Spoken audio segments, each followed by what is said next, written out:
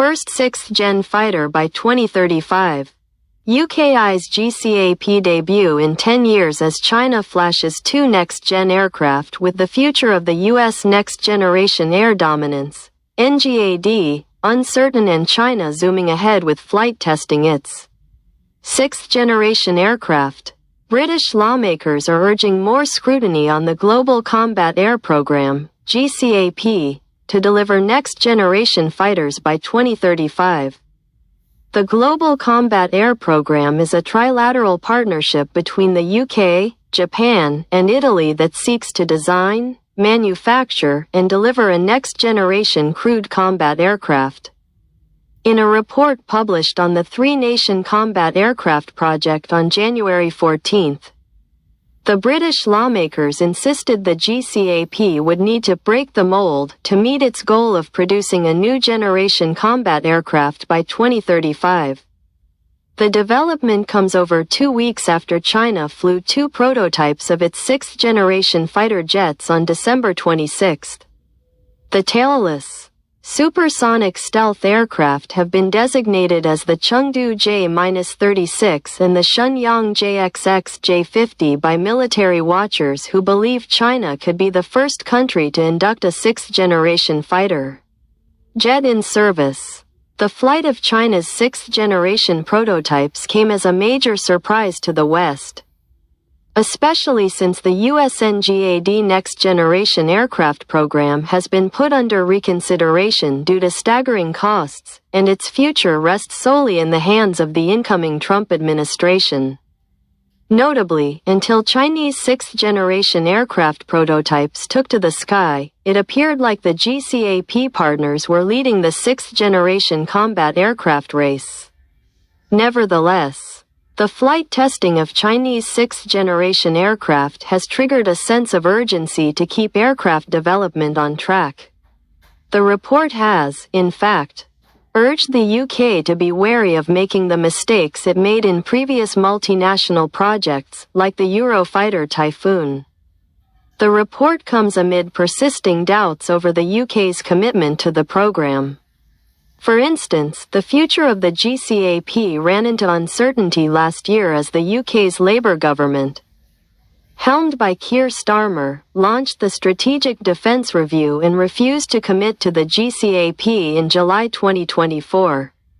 However, the UK Prime Minister ultimately approved building the multi-billion-pound fighter jet, allaying fears that the project may be shelved. Nonetheless, in October 2024, funding cuts on the program again gave the impression that it was becoming increasingly difficult for the Labour government to stay committed to the next-generation aircraft program amid enhanced scrutiny of its defence budget and financial constraints.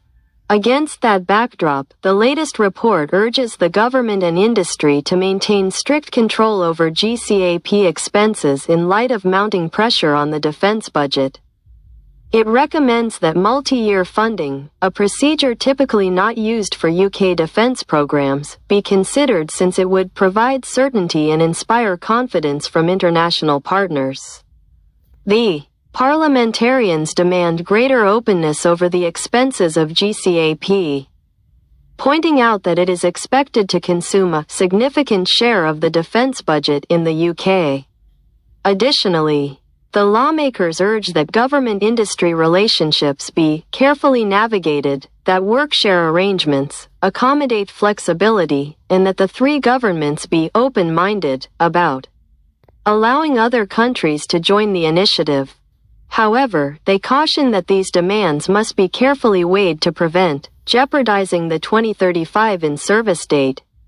As previously reported by Eurasian Times, Italian Foreign Minister Antonio Tajani revealed in November 2024 that Saudi Arabia will likely join the GCAP. However, no official statement has been issued on the kingdom's participation in the program. To streamline working on the program, the report calls for the assimilation of the workforce from the Eurofighter program. Today's report calls for a holistic approach to recruitment and retention that ensures that the existing Typhoon manufacturing workforce is transitioned onto GCAP. This will be a challenge, given dwindling production of Typhoon in the UK and the gap until full-scale production of Tempest is underway. Additionally, the committee demands that the industry be empowered to take timely and binding decisions as the program progresses. It points out that GCAP could be jeopardized if the structural issues encountered on the Eurofighter program recur. Chair of the Defense Committee, Tan Desi MP, said, "History shows us that costs can easily spiral. But pressures on the UK's defence budget mean there is no margin for mismanagement. GCAP must break the mold of multilateral defence programs often plagued by soaring costs and delays," Desi stated. "We have a window of opportunity now, at this early stage, to make choices that set the program on the right track." The GCAP alliance was formed in 2022 by the three countries to combine their resources and expertise to create a sixth-generation aircraft with advanced technology. The trilateral grouping had earlier stated that the aircraft would take its first flight by 2027 and would be ready for induction by a rather ambitious timeline, 2035. In contrast, the future of American NGAD is now uncertain, and the France-Germany-Spain Future Combat Air System (FCAS) next-generation program is proceeding at a much slower pace than the GCAP. The three GCAP partner nations debuted the new concept model of their future combat aircraft at the Farnborough International Airshow in July of last year. To improve the aerodynamics of future combat aircraft, the concept model had a larger wingspan than previously revealed designs.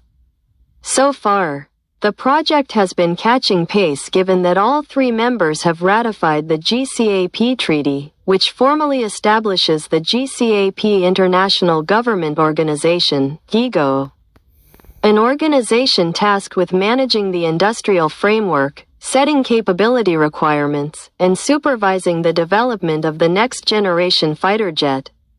Japan's Mitsubishi Heavy Industries, Italy's Leonardo, and Britain's BAE Systems are leading the project as system integrators.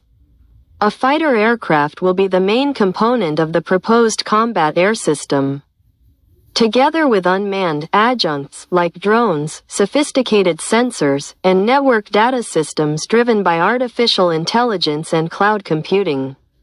According to the GCAP partners, the aircraft will be among the world's most advanced, networked, versatile, and interoperable fighter jets.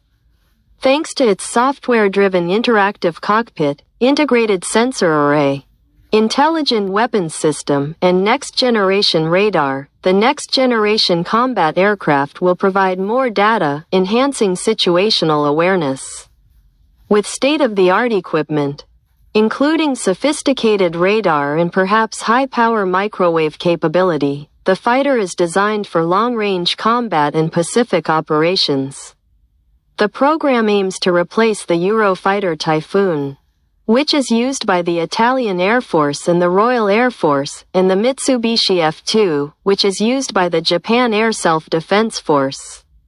Additionally, the GCAP grouping seeks to acquire an export-oriented first-mover advantage in the sixth-generation combat aircraft market.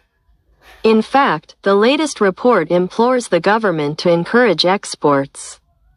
According to the paper, exports are essential to the program's success and will lower the partner country's unit costs. However, the possibility of conflict in making export decisions is one of the committee's concerns. The UK's efforts to sell the Eurofighters to Saudi Arabia and Turkey have been hindered by similar problems with Germany. The committee is also worried that Japan would pose unique challenges for GCAP because of its lack of expertise with defense exports.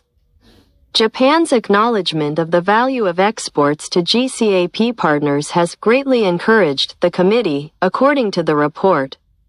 Moreover, the lawmakers call on the UK government to continue to support and encourage Japan in making the necessary legislative and industrial progress to guarantee the fighter's exportability.